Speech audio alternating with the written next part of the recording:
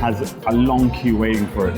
And it's all locals that are coming here. There's no foreigners and it's authentic as hell. So we've started off with a bit of Rendang, then you've got Sambal Udang, then you've got 12 egg Balado, you've got Achar, you've got Gulai Nangka, and they've got so many other different, they've got Babat, Gulai Babat, they've also got grilled fish in there. So it's a real mixture of sort of Padang food and Malay food.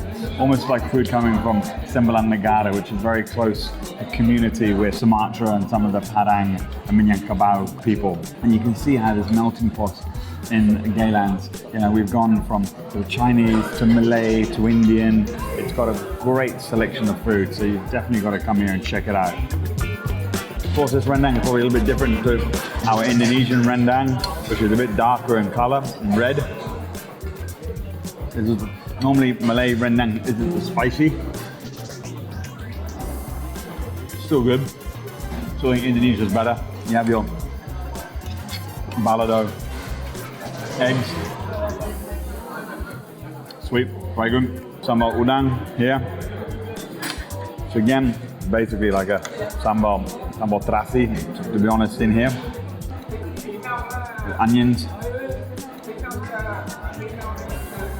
sweet and mainly sweet in there. Very good and worth a try. And you can see around me, it's absolutely packed. So get here early to avoid disappointment.